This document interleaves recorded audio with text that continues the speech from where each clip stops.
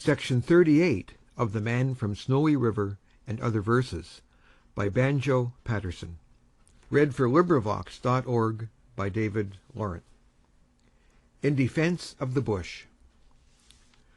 So you're back from the up country, Mr. Townsman, where you went, and you're cursing all the business in a bitter discontent.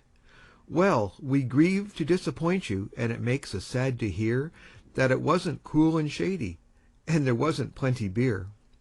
And the loony bullock snorted when you first came into view. Well, you know it's not so often that he sees a swell like you. And the roads were hot and dusty, and the plains were burnt and brown, and no doubt you're better suited drinking lemon squash in town. Yet perchance if you should journey down the very track you went in a month or two, at furthest, you would wonder what it meant.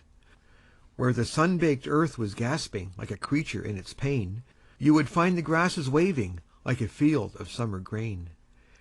And the miles of thirsty gutters, blocked with sand and choked with mud, you would find them muddy rivers with a turbid, sleeping flood. For the rain and drought and sunshine make no changes in the street, in the sullen line of buildings and the ceaseless tramp of feet. But the bush hath moods and changes as the seasons rise and fall, and the men who know the bushland, they're loyal through it all. But you found the bush was dismal, and a land of no delight. Did you chance to hear a chorus in the shearers' huts at night? Did they rise up William Riley by the campfire's cheery blaze? Did they rise him as we rose him in the good old droving days? And the women of the homesteads, and the men you chanced to meet, were their faces sour and saddened like the faces in the street? And the shy, selector children, were they better now or worse than the little city urchins who would greet you with a curse? Is not such a life much better than the squalid street and square, where the fallen women flaunt it in the fierce electric glare?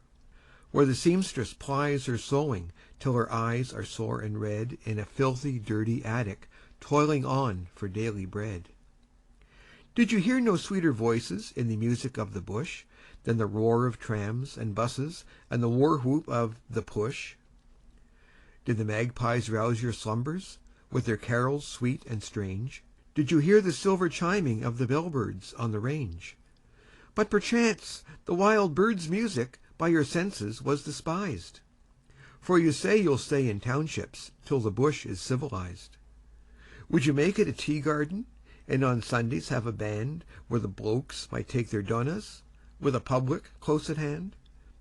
You had better stick to Sydney and make merry with the push, for the bush will never suit you, and you'll never suit the bush. End of section 38. This recording is in the public domain. Recorded by David Lawrence in Brampton, Ontario, March 2009.